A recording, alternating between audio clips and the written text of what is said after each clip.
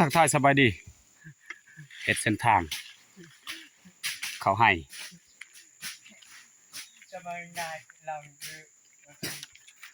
เฮ็ดเส้นทางเด้อมาช่วยกันเฮ็ด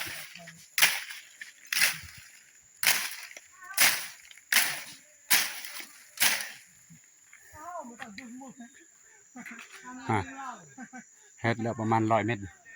เมื่อย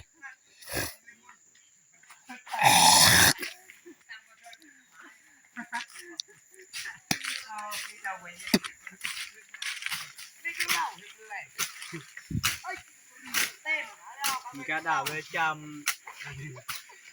มีตักก็มีดังประดูโอ้ขึ้นบ่ปะแล้วหุบคือเว็บเร็ว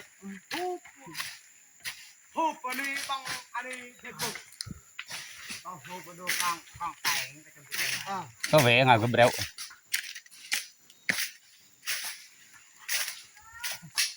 เจ้าเลยหันเจ็ดหันเตยที่อัดจังโดนที่ตา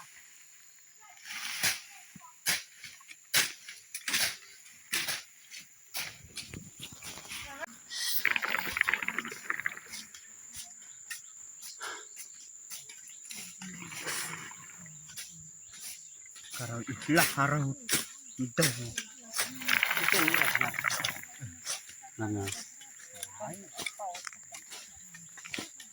ôi cái em hôn ta mà rồi biết bảo ôi ngồi tại trong xe sản hạ ngồi đang bờ trong xe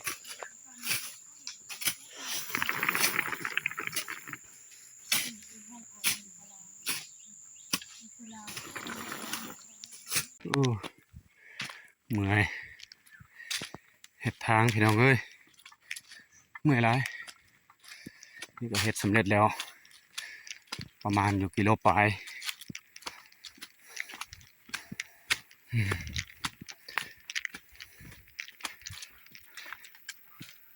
โอ้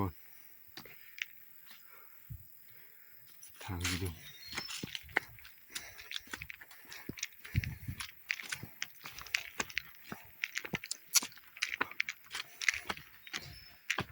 เมื่อยไหมโอ้ย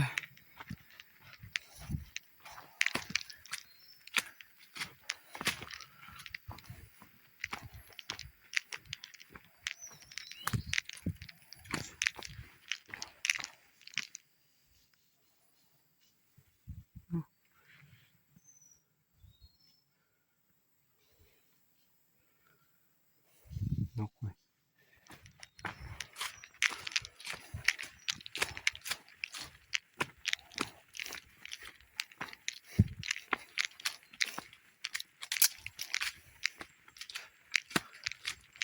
เดี๋ยวผมไปสม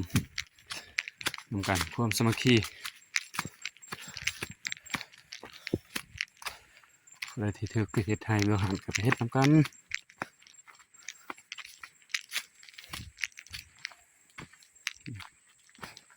ทางหกบ่เฮ็ดก็บ่แล้ว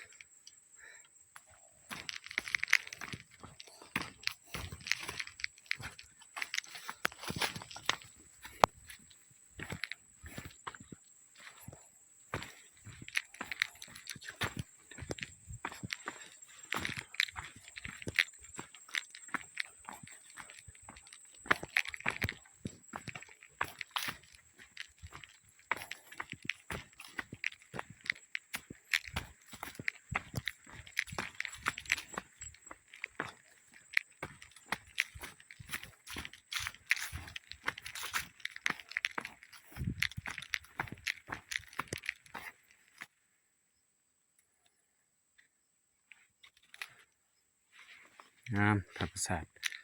แต่ว่าฝนสิตกนะนี่ก็เป็นเส้นทางลวงนี่งาม